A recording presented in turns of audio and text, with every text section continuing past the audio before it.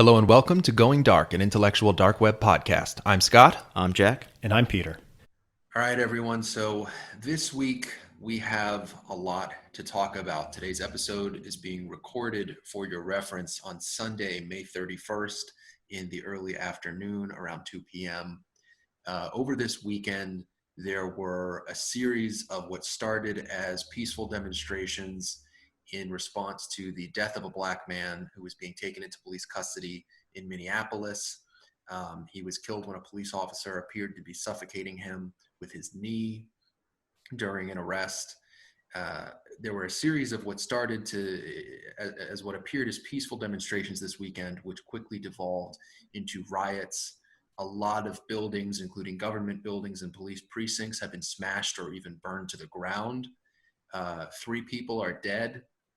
And many people have been injured and arrested by the police, pretty much nationwide in every major city in the United States. We're going to talk about this today on the show and the implications it has, as it appears that the culture war has shifted perhaps into a new phase, unfortunately so. And we're going to discuss this exclusively on today's show. So I basically just want to ask my co-hosts, Peter and Jack, this afternoon, what just happened? That's a big question, and one that I think we're going to spend a lot of time, effort, and money investigating. I think we need an FBI investigation, and we need the feds involved. There was a nationwide series of violence and destruction that occurred. From my perspective, it seems like there were 3 groups involved, and there definitely seemed to be 3 stages to what occurred. I think at first it was peaceful protests, sort of in the in the spirit of, I'd say, the best of the First Amendment right to free assembly. After that, I think there was rioting, where individuals, out of anger and frustration, that is certainly very understandable, started taking out their anger and frustration on various property. But then I think there was a third phase, and I think that third phase is what I find to be really most troubling, and potentially what separates this from anything we've seen in decades in this country.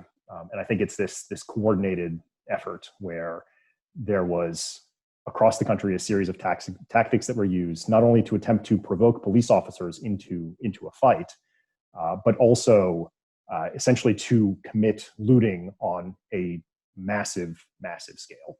I believe the police chief of Chicago this morning was saying that there were crews in U-Hauls that were driving around to banks, to pharmacies, to all kinds of electronics and jewelry stores. And it was a coordinated crew, and the crew would break into the store, take whatever was valuable, load it into the U-Haul, and drive off. And this was a tactic that he said was seen across the country. So I think that represents something very different than your traditional sort of protests that turn into riots. And I think that narrative just won't hold up to close examination. So personally, I saw these U-Hauls driving around, and to quote the police chief of Chicago, he was saying, "You don't bring U-Hauls to a protest." So I think we are facing something very different, and I think we need to investigate this not just within each city, but nationally.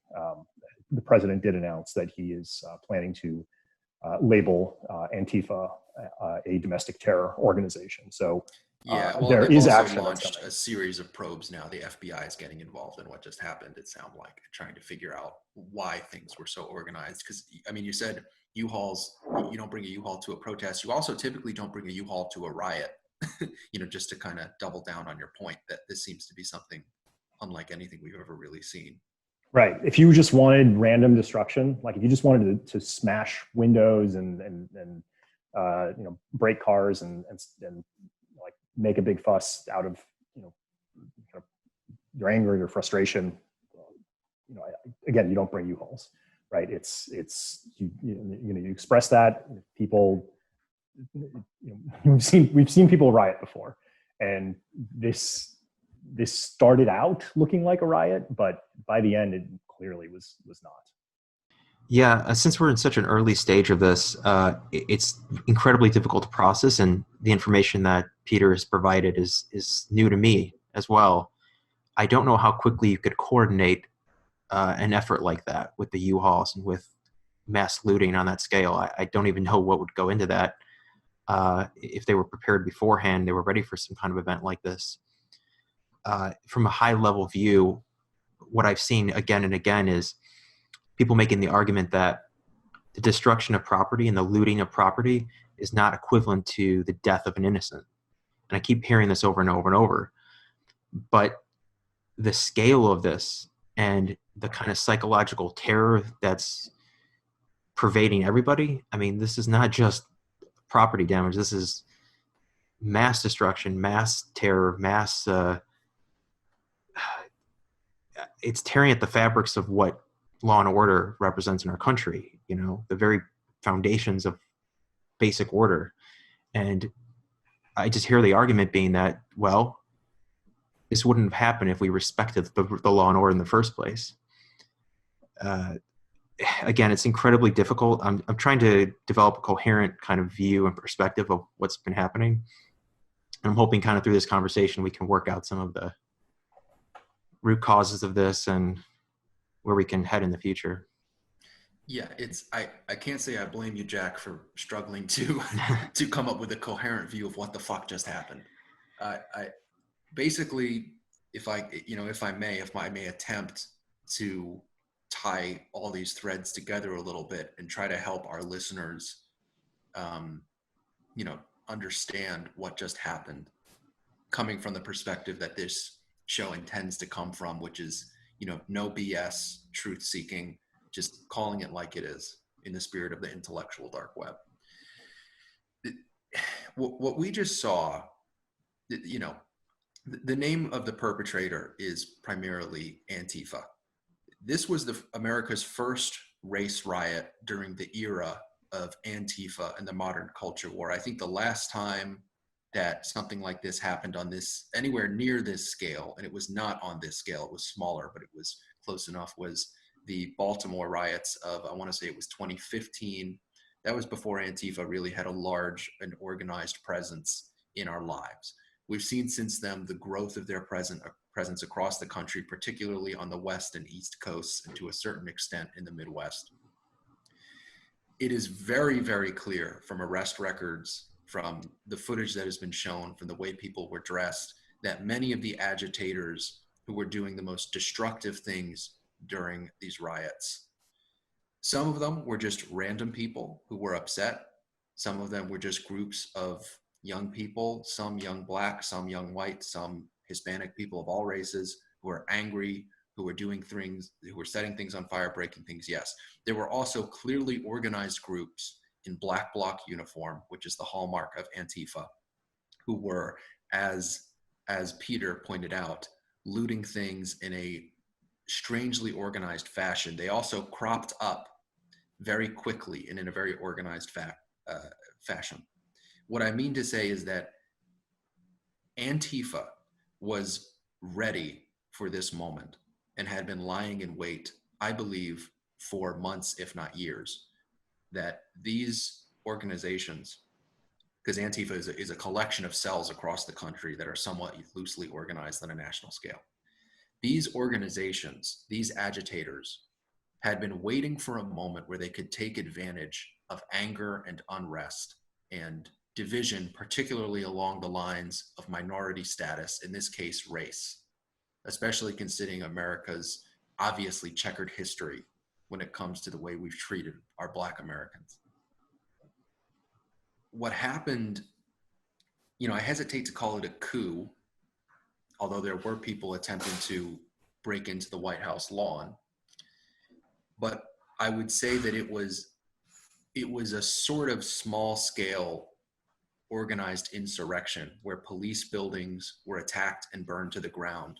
And what makes it so much more disturbing, I mean, a courthouse was set on fire, police buildings were set on fire, fires everywhere, 3 people are dead, cops being attacked everywhere. The thing that makes it so disturbing is that our leaders have failed completely to protect us in even the most basic sense. With the mayor of the mayor of Minneapolis, Minnesota, where this all started, telling the police force essentially to stand down and to surrender police precincts, and then claiming that white supremacists were behind this operation as a false flag operation. That is completely false. All evidence points to Antifa. There is no evidence that white supremacists have started a false flag operation. They have nothing to do with this. The mayor of Minneapolis himself is using intersectional propaganda to try to support a narrative. And this is the next part of this, is Antifa starts this, but that's not even the most disturbing part. The most disturbing part is that Antifa has, perhaps they didn't start it, they escalated it to the point that it's gotten to.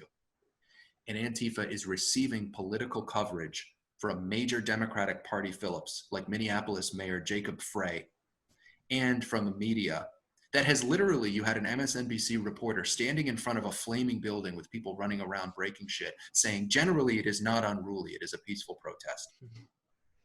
That's a fucking Onion article, is what it is. And what we're seeing is the coming together of all the threads we've been talking about. You have young people in Antifa and Antifa sympathizers and enablers who will run cover for them on Twitter. The people doing the destruction and the people running cover for them on Twitter, the young people who were misled by a deeply, deeply infected, corroded academic institution, namely the university system in the United States. You have a media that is running cover for the destruction and violence because it doesn't fit their narrative that a far left organization could be responsible for the most egregious offenses in recent memory. And you have Democratic Party politicians also running cover and not enforcing the law because they're afraid of the optics of arresting, yes, some young Black people who are very angry and some Antifa agitators with whom they share some political sympathies because they are far left. And even if the mayors themselves aren't far left, they're on the left. And so they don't feel comfortable enforcing the law on other leftists. This is, I think, the next phase of the culture war, which is where we see all of these institutions, the Democratic Party, the mainstream media, academia, who should have taught us that this is not okay. But you will see college professors all across the country running cover for Antifa and saying that actually there are deeply rooted sociological values within rioting, blah, blah, blah bullshit. What we're seeing is all of these institutional failures coming together into probably the most disturbing event for America in recent memory. I mean, I don't know. I mean, I guess the last time we had a major terrorist attack in the United States was in 2013 with the Boston Marathon bombing. And I can't remember anything that upset me this much and that upset people on a giant scale this much. Yeah, there's a lot there, and this is definitely a major moment that we're living through and trying to process. I mean, I think it's potentially we'll see we'll see a lot over the coming days and weeks. I think you presented a pretty bleak scenario there. Hard not to be bleak right now. But I want to bring up some of the Sure. really wonderful and positive things that I saw and pictures that I saw. They don't show up in the mainstream media nearly very much because they want to promote a certain narrative. I think looking at CNN's website last night, as the events were occurring, I thought CNN was doing a reasonably good job of putting facts out there to inform people, and now it's become completely politicized. I think MSNBC they were worse than Breitbart last night. I think Fox News was shockingly reasonable. But again, as people show up, they read the headlines, they try to spin it, and now it becomes about something else. But the really wonderful things that I did see, one, these protesters, the agitators, the people who are outright looking to pick a fight, they threw urine at police officers. They did all kinds of terrible, terrible things. And almost universally, the police responded so admirably to these to these agitators to protect the rights of the protesters who are there to be there peacefully, right? Like that's what the police are there for. They're there to make sure that these demonstrations, that these rallies are peaceful, and to protect the peaceful people from the people who want to use violence to solve their problems. Because I think fundamentally, this is about people who want to use violence, people who see violence as the only answer versus those that don't. And I think that will hopefully be seen as the dividing line rather than the left versus right dynamic. So one, the police officers almost without incident last night, despite every attempt to promote some kind of terrible response out of them. So one, that was an amazing sign that I think people understand the gravity of the situation, and the people who are very important right now to kind of get things right, the police officers, are doing a really phenomenal job. So that's one, a great sign that it could have been much, much worse if the police hadn't acted as admirably as they had. Two, the protesters who saw that line. I mean, there were so many protesters out there who said no to the looting, who physically stopped the looters, who protected police officers, who put out fires and tried to help people who were hurt. There were so many protesters out there who did the right thing, who understood the gravity of the situation and chose the right side to be on when things got out of control and violence and destruction were used. So it's great to see protesters who are angry, who are there to protest the actions of the police, and turn around and protect the police. It's so, I think there's this extremist movement that wants to create violence, that wants to create agitation. But I was so encouraged by so many things that I saw yesterday in terms of both ordinary people along with like angry protesters who said, we will not cross this line. We will not let you cross this line. And I mean, that was incredible to see. So I guess I'm a little more optimistic than you in terms of where we might go from here, because the media isn't really sharing those stories. You'll find it, you have to dig around, but there are so many wonderful, I wouldn't say wonderful, I mean, there are so many positives that happened, and so many people who acted so nobly during these terrible times. I mean, you look at the number of people who are actually looting, the people who are actually agitators, who are actually engaged in violence, this was a tiny percent, there was a tiny number of people and a tiny percentage of people who were of all those that gathered to protest. So right. It's hard to... I want to jump in there, Peter, just because I totally am in agreement with you that, and I'm glad you brought this up, that yes, it's a tiny, tiny minority of the people that are taking part in really the terrible, terrible violence and destruction.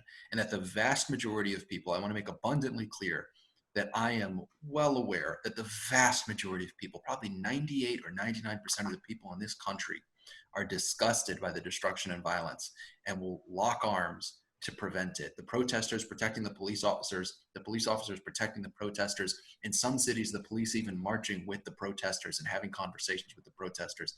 That is the best of what we have in the United States. That is the best of us as a country.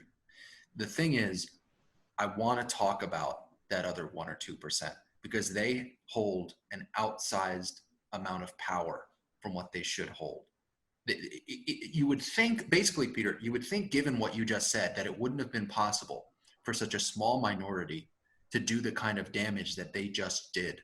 And in many cases, largely unchecked. Yes, the police acted admirably in many cities, but in at least 2 or 3 cities, including Minneapolis, they were told to stand down and to surrender police buildings, government buildings, and police precincts, which have now been burned to the ground. And given that, what I want to talk about is what we've called on the show before, the tyranny of the minority. Because as you said, Peter, it is the minority who are doing the terrible things. The vast majority of people stand against destruction and violence. And that is a good sign in the long term. But in the short term, what we just saw was mayors of major cities in at least a few different places. Yes, most mayors handling this decently activating their police forces, including, thankfully for the three of us, the mayor of the city where we reside. She activated the police force, arrests were made, and it seems like our city hasn't gotten the worst of it. Not that we've been spared completely, but we haven't gotten the worst of it. The people of Minneapolis don't get to say that. The people of Nashville don't get to say that. There are cities that are pretty much burned to the fucking ground right now, and it's because mayors, the media, and other institutions are running cover for Antifa and are representing the worst of our society right now. And I don't know, I guess I hate to have a negativity bias and focus on that, except that it is wonderful to see police and protesters working together to protect the First Amendment rights of the protesters and the lives of the police as they try to do their jobs, and the safety and prosperity of their communities. That is wonderful to see. But I think it's duly noted from my perspective that most people stand against the destruction and violence, but the destruction and violence was allowed to happen. And it happened in an organized fashion by people who were lying in wait for years, and who, frankly, those of us in the intellectual dark web, those of us who are on the right or in the center or on the center left, those of us who are not on the far left, have been trying to warn people about this for years. So how the fuck did it happen? Like, how did we get here? This shouldn't have ever been allowed to happen. How did we get to a point where mayors are surrendering their cities to Antifa, to this tiny minority? Why is this happening? So I think we want to be careful about the language that we use here and the conclusions that we draw. So everything happened very quickly over the course of yesterday. I think what started out as peaceful protests quickly turned into rioting. And in past riots, the violence, when they got really out of control, when they got really violent, was when the police took a very hard line on destruction of property. So the playbook, the anti-riot playbook, as I understand it, in the US, is to essentially let some rioting occur. The first window that's broken or the first fire that's lit, don't start shooting tear gas and rubber bullets at the people who did it. It's contain the situation and de-escalate. So I wouldn't necessarily consider that to be the Antifa, surrender to Antifa.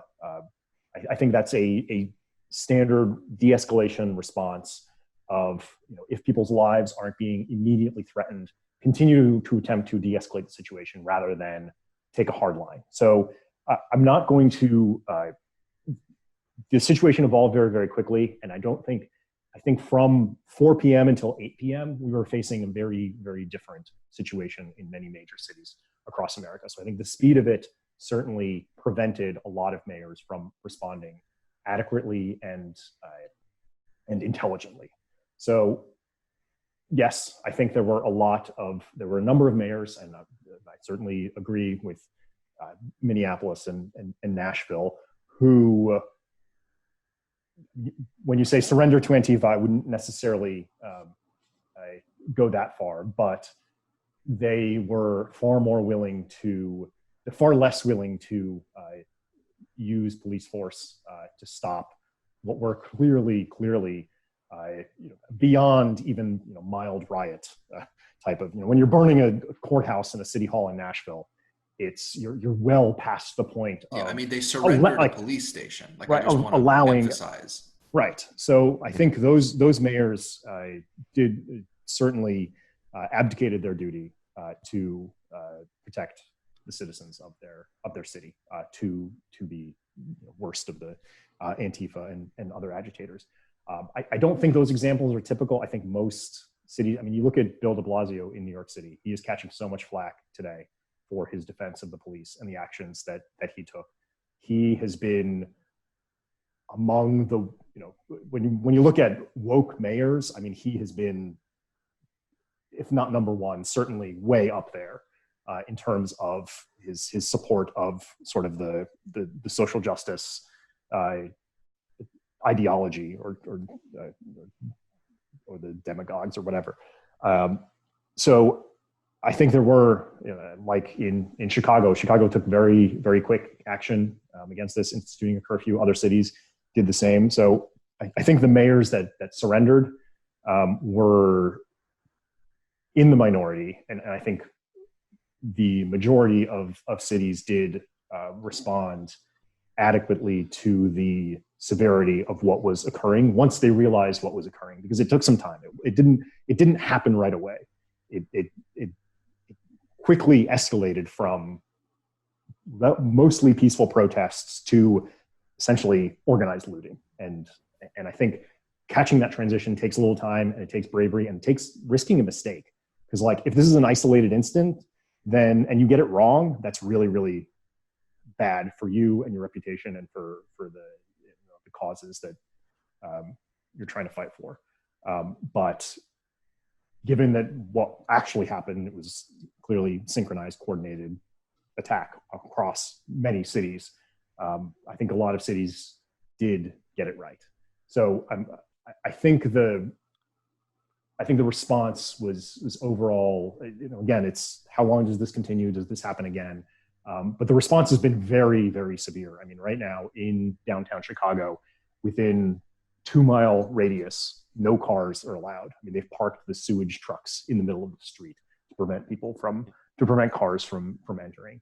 The train service is suspended. They're working with community organizers to organize protests outside of downtown Chicago.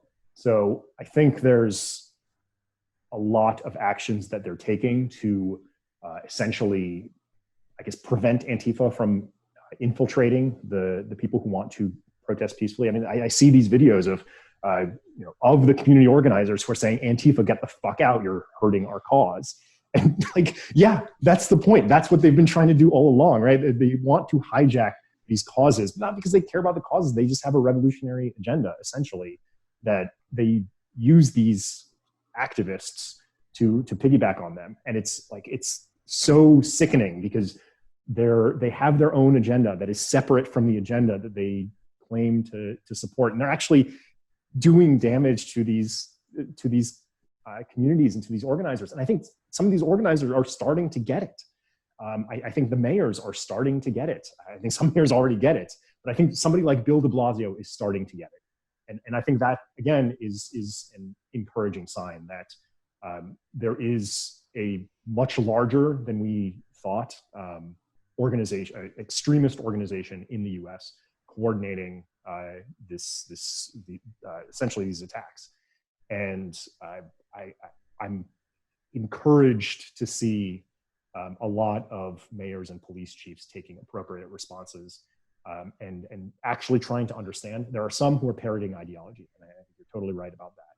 And I think they are doing a grave disservice to all the people who live in their cities, whether it's the Black communities, the white communities, anybody. Like they're doing a grave disservice by not respecting the rule of law, and not essentially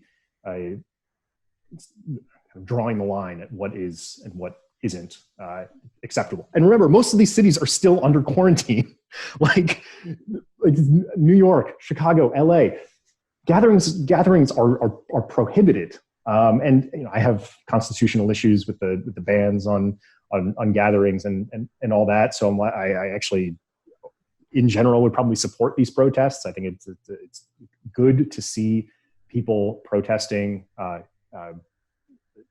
in general righteous causes if they do so peacefully. And if it's a violation of a quarantine, I think it has the added benefit of reminding us why we have these constitutional rights to begin with, and why it should take very, very, very extreme events to suppress those constitutional rights. So I think it's great to see people protesting, but it's also just absolutely sickening to see what groups like Antifa are seeking to do as a result of that. Yeah, I'd agree with you, Peter, that we need to be incredibly cautious when confronting these types of protesters and looters and whoever may be doing this, because as you mentioned earlier, this could actually escalate it even further. I was talking with somebody earlier that had said, well, it's already been escalated, so what does it matter? But it could matter, because right now we're not in gunfights on the streets. Right now it's physical and it's violent, but it's hand to hand. We're not shooting bullets. People aren't dying in mass. It could be worse. And And that's why I'm As sort of, Peterson says, you could always find a way to make it worse. you, that is true. I don't know where this is going. I think throughout the conversation, we'll probably find some positives and negatives about this, as with anything. It's a generic statement, but I think if we can find hope, as Peter is doing, it's going to be helpful. At the same time, this started violently at the very beginning. They were already burning down businesses in Minneapolis long before the recent escalations and the lootings and the organized portions of this. And, you know, I'm not saying that they should have come down hard and shot these people or locked them up immediately, but the violence was at a fairly extreme level in terms of property damage. And we don't know entirely who was causing these fires, if it was Antifa or if it was the BLM protesters. Frankly, looking at it, I think it's been a combination. I would lay more of the blame with Antifa recently, but it's just so hard to sort this out when you have mass groups of people converging in one area doing this. And so egging each other on. I mean, it's not Yeah. it's not, oh, well, there's the, it's not like, oh, well, we have the coordinated attack by Antifa coupled with the rioting by BLM, coupled with the kind of the woke activists who are just protesting. Like, it's not, like, the lines aren't that clear. It's this fluid dynamic. The groups are egging each other on, pulling each other back. Mm-hmm. And I think in crowd psychology, right? You get in a crowd and things are happening. Like, you start to do things that you didn't think you were capable of. So Yeah. I think there is, I guess I don't want to overstate my optimism here. I think what I'm optimistic about is that people like Bill de Blasio are having their moment.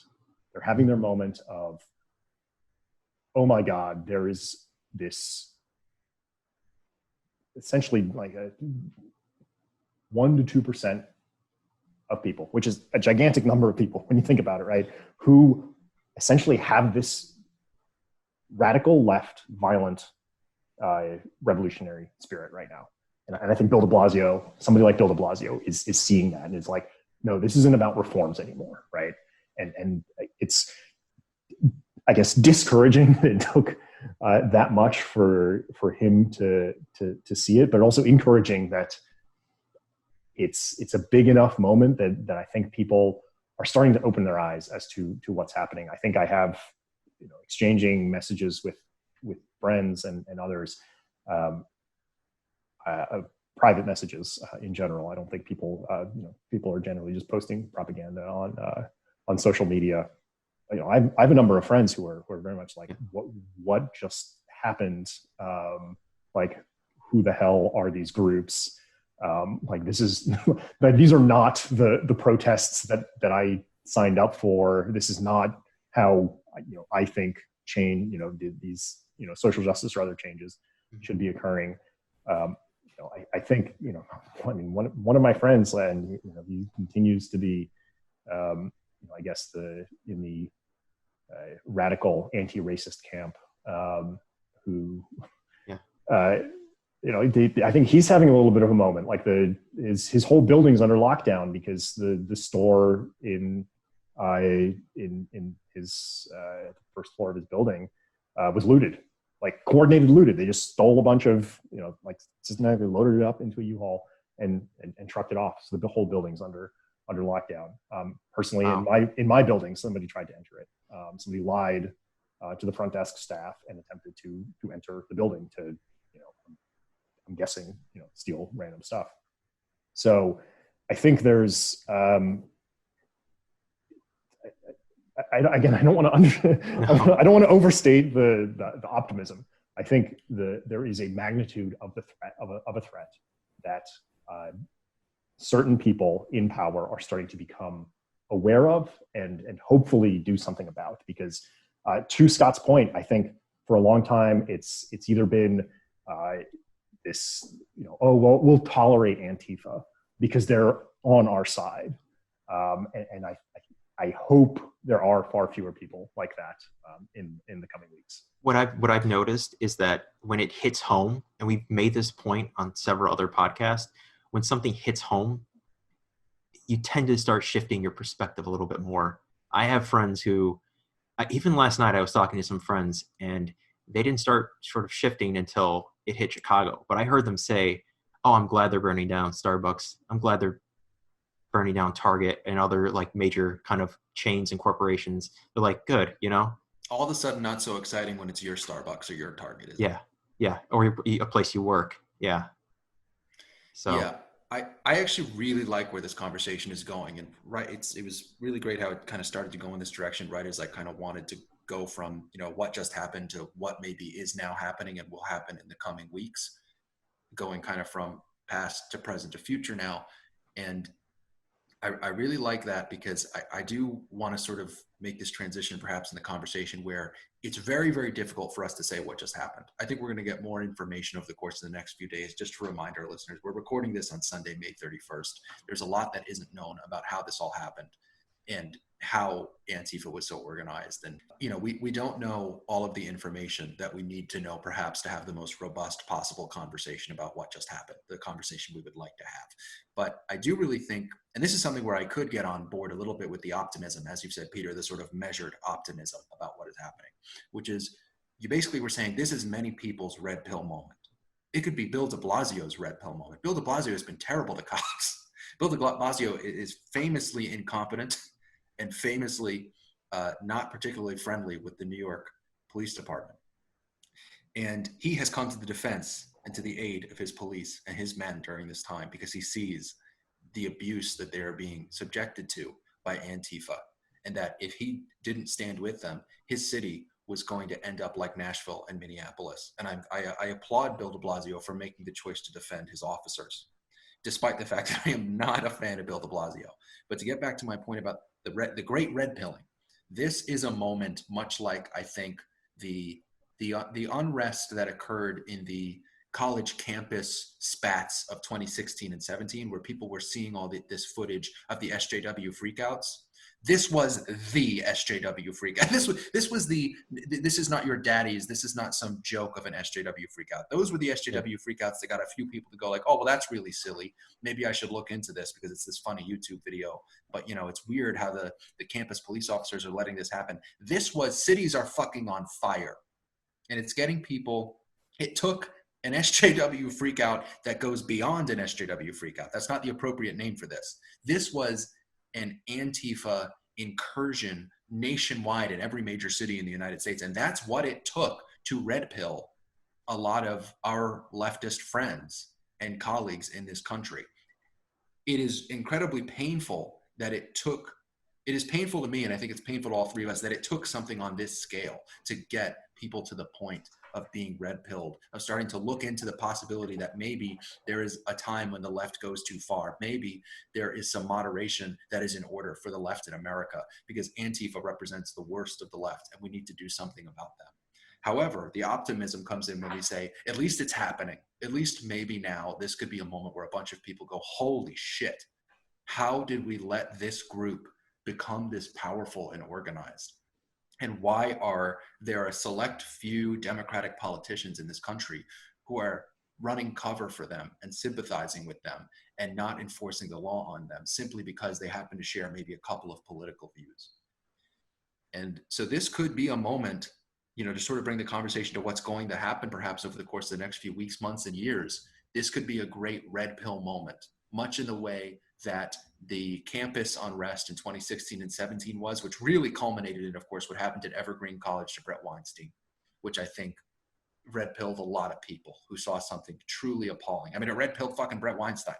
Like he was a card carrying, hardcore Democrat up to that point. And I think he's still a Democrat, but he's certainly changed his views a little bit. This, I think, is a new phase where everyone in their right mind has now had it confirmed to them, whereas they may not have believed this on Thursday or Wednesday. Today, on Sunday, May 31st, there are a lot more people in the United States that believe the left can go too far. And they know what it looks like when the left goes too far. What do you think of that? Yeah, Well, absolutely. I think there's this obsession with the right wing extremist groups over the last few years, and it's understandable given that we have a president who, from time to time, has pandered to them quite openly and distressingly. But I think it's probably been blown out of proportion, and as a result, there's been a greater tolerance of essentially left-wing extremist groups. It's even hard to label Antifa left.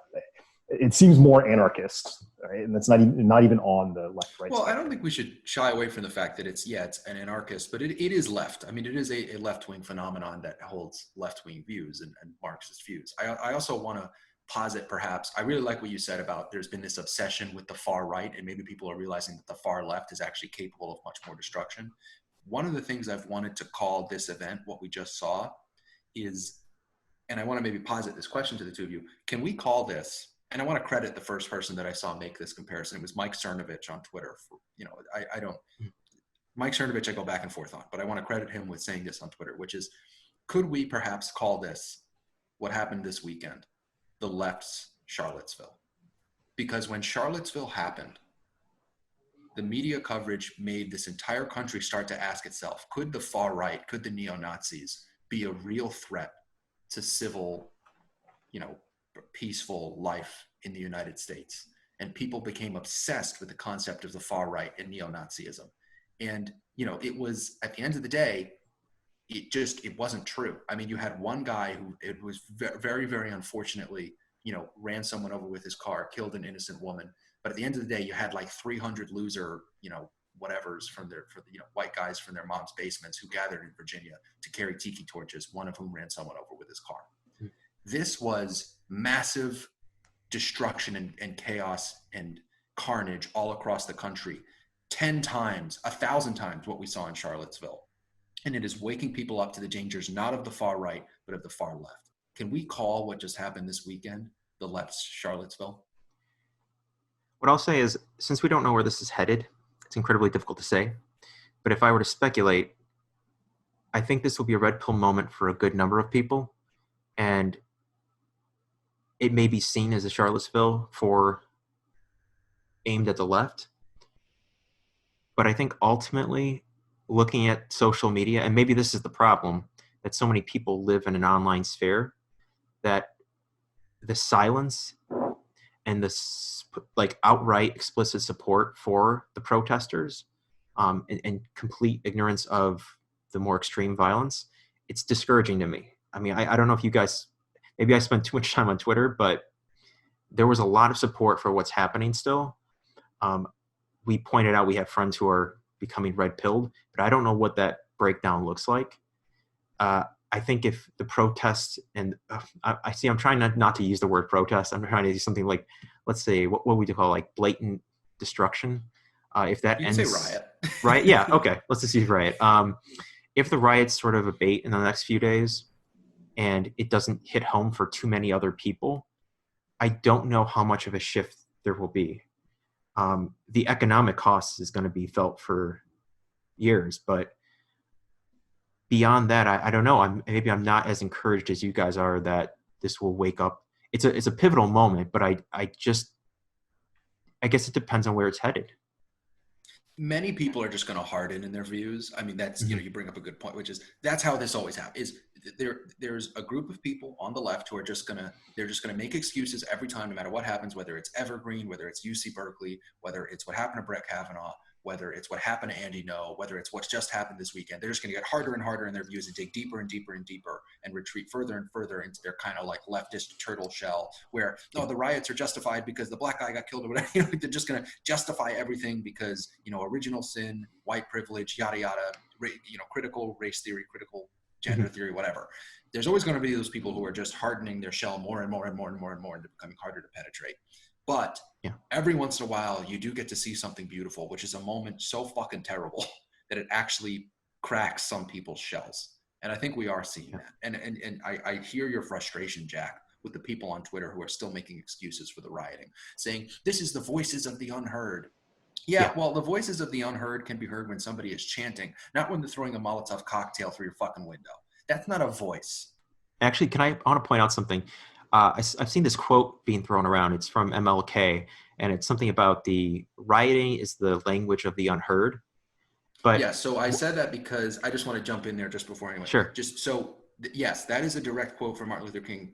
He said that in the general sense that, correct, riots are at times the voices of people who have gone unheard for a very long time and are finding, they're using it as a last resort to express their, whatever.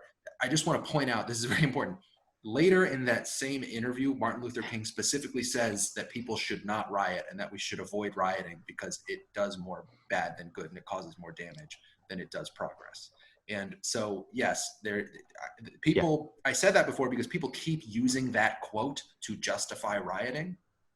But at the end of the day, Martin Luther King was the king of peaceful resistance and peaceful protest.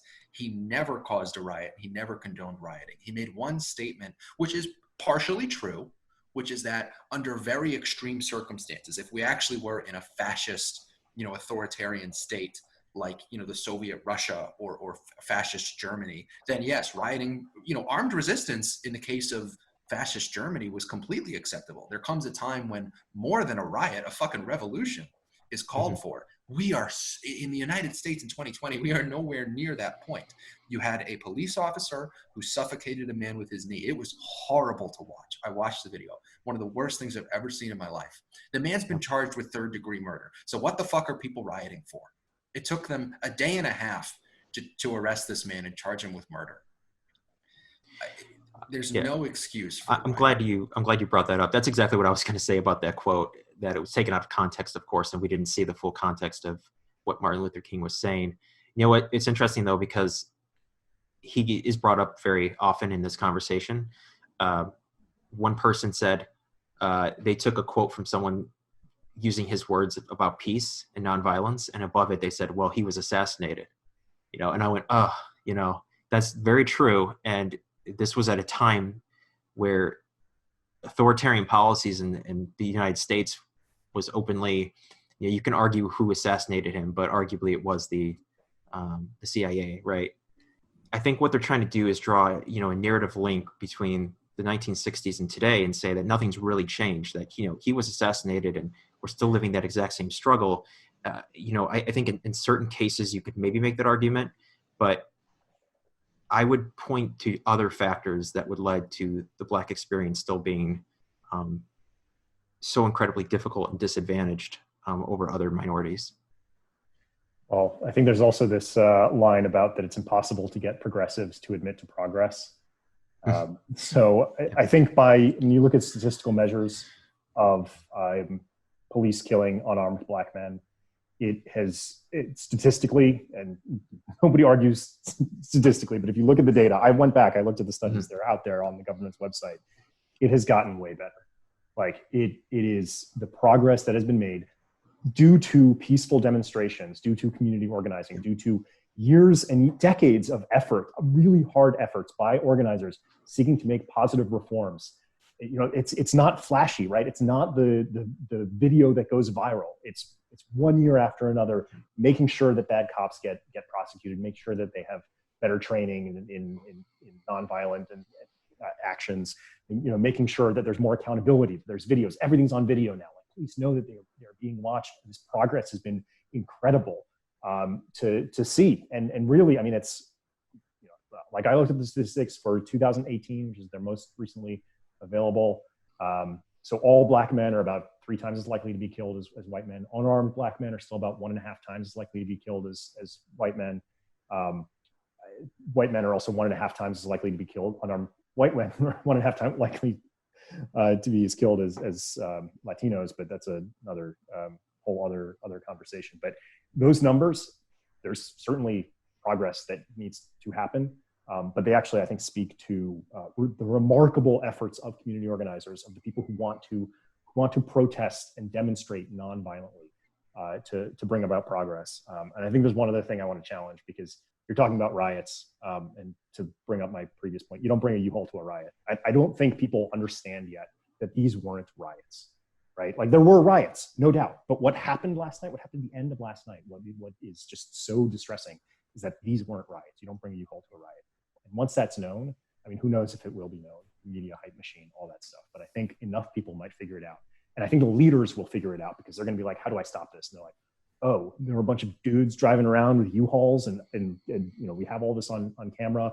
You need to trace the how they rented the U-Hauls and all that. Yeah. So if we kind of get past that media hype machine, I think the leadership, and this is, again, I go to Bill de Blasio. I do not like Bill de Blasio. Pretty sure I've talked shit about him before on this on this podcast, but I think he is having a moment. And while I don't see that on Twitter, I don't see that, but he has access to information that a lot of people don't.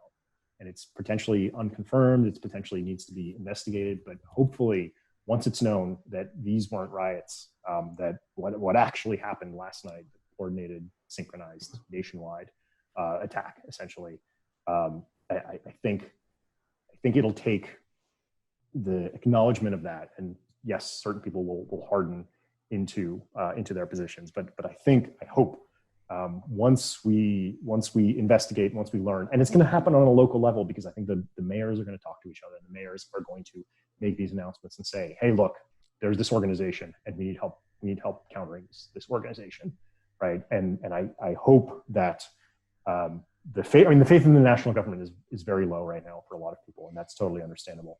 But I think because it's happening locally, because it happened nationwide, because the communication will occur between the person and their mayor, the person and their governor, I think there's a lot more trust there. And I hope that once the investigations start and the facts start coming out and becoming better known, we will understand that it wasn't just riots. It wasn't just people who were upset about this police killing, because it was a terrible thing that happened. But I think there's also this other terrible thing that happened that was essentially hijacking the protests for another purpose. One other point I wanted to make was, you bring up the people who defend violence. I don't think, from my perspective, and this is why I draw the line between the people who essentially see violence as a tool to solve problems and people who say violence is never the answer. I think humanity, since nuclear weapons, violence is no longer an option, because if you have a competition of violence, the most violent. The inevitable escalation leads to nuclear holocaust. Well, right. Well, right. If you think about it, that's the final step, right? Right. That's the final step. You just let it escalate. But if you have a competition of violence, the most violent people win, right? And it's do the people out there on the streets really think they're the most violent people out there? Because, if we really, really, if the foundations of society are at risk, military police in the streets, right? You want the first thing, if you want fascism, just get the military police out there, right? Because if you just can create enough chaos that you need military police, live in a police state, fascism, that's the only end game for violence, because it needs to be stopped, because violence is no longer an option. So I hesitate to, I can't support anybody sort of on any side who says we need to use violence to solve this problem, because it's that's your game over. There's no violent solution to these problems, and anybody who defends the use of violence is, that's the easiest way for me to see, hey, are you in ideological agreement with me or not? And can violence be used to solve problems? Well, there's an awful lot of people in positions of power who are saying who are running cover for the violence, who are spreading propaganda and trying to defend this violence. There are, Joy Reid on MSNBC, many MSNBC commentators, mainstream media commentators, mayor, I said a couple of mayors. I'm glad you mentioned there are mayors all across the country trying their damnedest to defend their cities right now. There's 2 or 3 that just surrendered their cities to Antifa. And that's fucking disgusting. And most notably in Minneapolis, where this all started, and where I think about 500,000 people live and reside, you are seeing people defend the use of violence. And I think in a way we could say the battle lines are really being drawn in the culture war between people who want a violent revolution and people who want to work within the system, whether they're liberal or conservative, to try to come to some kind of consensus on things. Because for a while now, there's been this, I feel like this desire among people on the left. I think if you asked a lot of people on the right these days, do you want to live in a country where liberals and those on the left simply do not exist? Do you, like, basically, do you want to just destroy the left-wing intelligentsia in this country, the Democratic Party? Do you want to live in a unipolitical state where there's really only one acceptable view? That a decent chunk of them would say, no, I'd rather live in a place where there's some pushback to my own ideas. I think that we've seen for years a growing attitude among Democrats where they say, you know what, there should be two parties in this country, the Democratic Party and the socialist country. Like, the Democrats should become the new Republicans, like the new moderates should just be a regular liberal, and there should be no such thing as a conservative, and the real leftists are the socialists and the communists and the Antifa people and the anarcho-Marxists, whatever the fuck you would call them. It's kind of an oxymoron to a certain extent. But basically, I think that the battle lines are being drawn in the culture war between the people who basically don't see the value in peaceful conflict resolution and the people who do, as you were saying, Peter, because and one of the signs for our listeners of someone you can have a conversation with and someone you can't have a conversation with about these topics is it's pretty hard to have a conversation with someone that's basically saying that at any given moment, if you say the wrong thing, they should have the right to hit you with a fucking bike lock. Yeah. Or to throw a Molotov cocktail at you. Like, if even if they're not doing that, even if they're not in Antifa, right? I'm not talking about people in Antifa. I want to make this distinction for our listeners. When you're talking to someone, they don't have to be in Antifa or throwing a Molotov cocktail at your face to be somebody who is frankly just a useless piece of crap that you shouldn't even be trying to have a conversation with. If somebody is defending that shit, if somebody is saying, oh, I don't throw Molotov cocktails, but I fully support throwing Molotov cocktails, I'm just too much of a coward to fucking do it myself. Exactly. Basically, if they're saying, I'm going to sit here on Twitter and defend Antifa, but I'm too much of a bitch to actually be an Antifa. Basically, if that's what they're communicating to you, you don't need to give that person the light of day. I've said this before on the show. I want to say it again. There are some people you are under no obligation to try to convince, and it's because they are unconvincible. They are fully possessed by ideology, and they're not always the people throwing the Molotov cocktails. Sometimes they're just the people sitting on Twitter, sitting safely in their homes, in the nice part of the cities that aren't under attack, and saying, and they're saying, oh, I fully support the violence because it's all we have left. There's no other avenues for change. Yeah, there's a lot of other avenues for change, actually, in America. We built it that way, and you're going to tear it down and you're going to make it so that there's no other avenues for change. And so I just want to basically emphasize that I've brought this up on the show a million times before. Two circles of people: the people doing the rioting and the people defending the rioting. The people defending the rioting, it's not that they're just as bad; they're almost worse.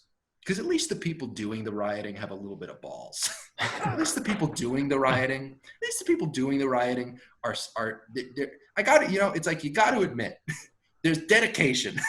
There's a certain dedication to your cause where you think they might actually believe in this stuff. Like, these are mentally ill people. I'm not trying to heap praise on them. These are deeply ill people who go out and break shit. And, there was one video of somebody from Antifa actually paying young black teenagers to go and riot. That man is sick. That man believes in something that is crazy. The people who are sitting at home on Twitter, they don't believe it. They just have fun pretending to believe it. It's LARPing to them. They like to pretend to be an anti-racist activist in the 1960s. That's why they always say we haven't made any progress, because it's more fun if you pretend we live in a police state where everyone's racist and you're one of the good guys. Oh yeah, well, you're sitting at home on Twitter. At least the people throwing the Molotov cocktails are kind of acting like if you were going to LARP as a resistor to a fascist government, that's more convincing, LARPing. Going out and throwing Molotov cocktails in black bloc. I'll give them that. At least they may be wrong. They're incorrect that we don't live in a fascist state. But if you're going to LARP and try to play around and feed your ego by pretending that we do, don't sit at home on Twitter and just say, oh, I support the rioting because it's the voices of the unheard. Those people actually, in a way, make me more angry. Because also, there's something we can do about the people throwing Molotov cocktails. They're easier to deal with. You know what we do? We fucking arrest them, is what we do. it's much easier to deal with them because they go past that point where they're putting themselves out there and they can be arrested for violence. The people sitting at home on Twitter defending the violence, there's very little we can do about that, because when we try to do what we really are obligated to do initially, which is try to have a conversation, well, all of a sudden it turns out we're not obligated to do that because they are completely impossible to persuade of anything. It's those people where I go, I don't know what the fuck we do about that, about people who are sitting at home on Twitter, you know, studying for their online exams in fucking sociology or gender studies or whatever. And in between that, they're going on Twitter to take pot shots at, you know, the American government and say, let's burn down the police precincts. I won't do it myself, but I'll say that other people should do it. Well, that's a conversation for another time, but you know, repeal 230, we can save that for a different conversation. But I think there were two other points that I want to touch on before we get into, you know, what can we do about the Twitter mobs who are turning into real mobs. So first, I think you made a great point about the tolerance on the left versus the right. And you know, I mean, these studies have come up over the last decade where, in general, the people on the right are more tolerant of of essentially diverse viewpoints than people on the left. And I think this is why you know, the IDW drifted toward you know, I mean, there's a whole number of right-wing thinkers there who people realized you know, the IDW folks realized were actually being more open-minded than people who shared the left-wing views. And so I think that's another interesting dynamic that's occurred, where it's like, you know, who are the actual liberals? Who are the actual open-minded people? And right now, it definitely does not seem to be the MSNBC crowd. But I think, you know, yes, the hype machine the media hype machine is going to start going into force, spinning these events for whatever agenda, you know, Twitter, Facebook, all that. It's all going there. People choosing to, you know, this happens over and over again with any event. What's different here is that it happened at your front door. In my case, literally at my front door. And people, you know, people see that. People talk about that, and they're like, why is the media not covering this? Right? You know, like, why? Like, this is not what happened. Like, there are thousands of people who live within blocks of me who saw this firsthand from their balconies, outside their windows, in the streets. They saw this, what was actually happening firsthand. And if that doesn't line up with what the media is hyping, or with what you know, your own police commissioner is saying, with what you see as the truth on the ground, I think that has a capacity to change people's minds. That isn't the case when it's, you know, riots in Berkeley. Berkeley is a crazy place. Right? You know, if there's a bunch of riots in Berkeley, it's like, well, you know, those are just really out there people. Like that's or Oakland or wherever else.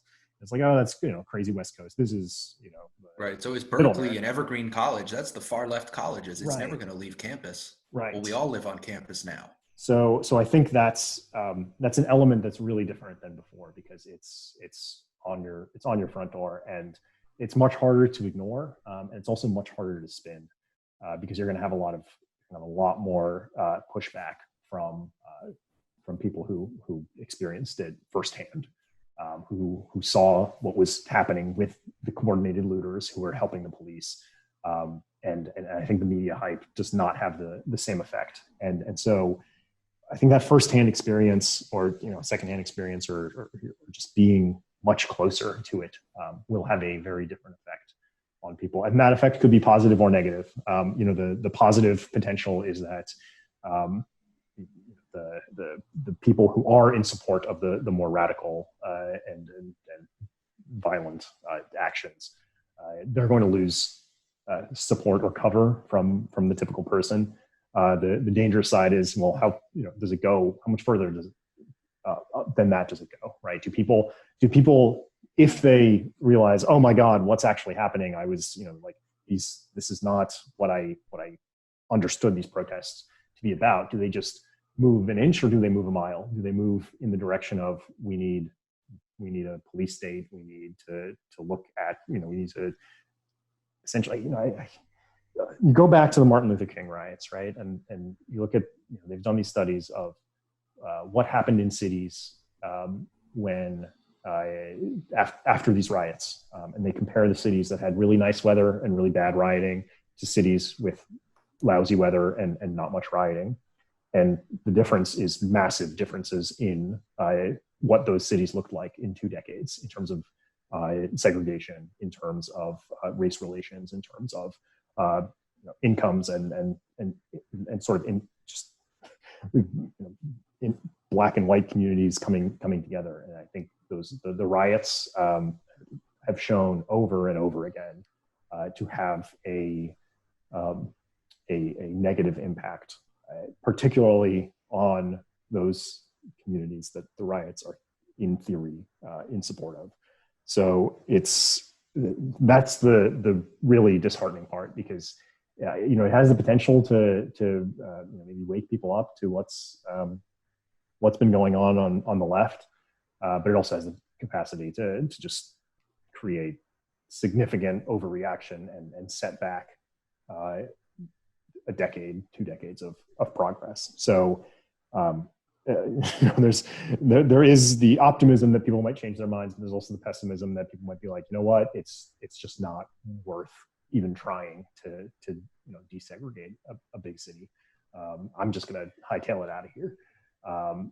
And like, how much do I blame people, right? And they're just making individual choices of, these problems are giant and they're much bigger than I have the capacity to solve. So I need to do what's best for me and my family. And so I'm just gonna get out. And that's kind of what happened after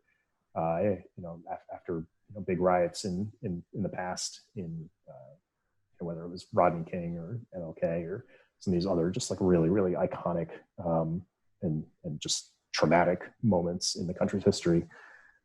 So I am optimistic that the scale and scope and just visceral nature of what happened is going to help people change their minds and become actually more open-minded and see what these extremists are capable of. But then there's also the potential for overreaction. So it's a very dangerous moment, we'll say. Yeah, my takeaway from this whole event is, and it's an ongoing takeaway, but Antifa is that diametrically opposed to everything that we stand for, everything that we do in this podcast and in our groups and everything we've ever discussed. I don't want to call them an enemy, because I don't want to like increase tensions. If they could be any more, if they could be any more increased, yeah. And it's hard to know what their goals are. I know there's propaganda and pamphlets, and they have their own literature. From what I can see, they're trying to tear down the social order, and there's this sort of Robin Hood complex, right? And maybe this is part of what the U-Haul trucks and the looting have to do with. What scares me, though, is what both of you brought up, which is the complicity on social media and in maybe your friend groups, my friend groups, with these ideas.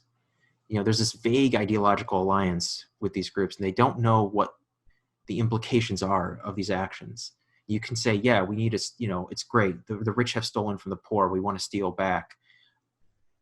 But who's the target?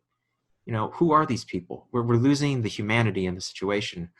One thing I want to say that's hopeful is there was a black fireman who had spent his whole life saving to build a business in Minneapolis, right? And so he built like the sports bar. And there's a video of him, and you guys may have seen this, where he's kind of crying and breaking down over the fact that he lost what he had spent so much time building and that he could provide his family for in future generations and pass it down. The positive thing about this is on GoFundMe, he's raised, I think, over $300,000, and his goal was $100,000. And these were just people all around the country who came together to give this man the support he needed. So, that speaks to the human spirit, speaks to charity, and in moments of crisis, people can come together and remedy, a terrible situation like this.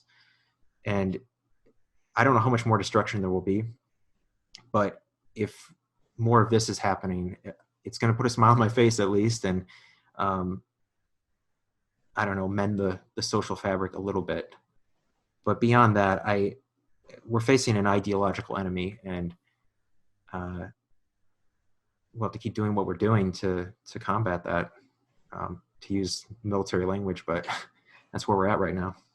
Yeah, no, I think you make an excellent point, Jack. And at the end of the day, this is a war of ideas. I mean, we are in a war for the heart of our civilization, and we can call Antifa an enemy. You don't have to call everyone who disagrees with you an enemy. It's actually, Yeah. that's, the signs of fascism, when you just think everyone who disagrees with you is your enemy. But we can call Antifa an enemy because they're an enemy of everything that is right and true and good about Western society. That, by the way, which is in their stated goals, is that they want to tear down Western society. They actually hate everything about Western society, including freedom of speech and due process, and achieving things by peaceful means. They hate nonviolence. They hate, you know, they hate everything about Western society. So of course we can call them an enemy of the people.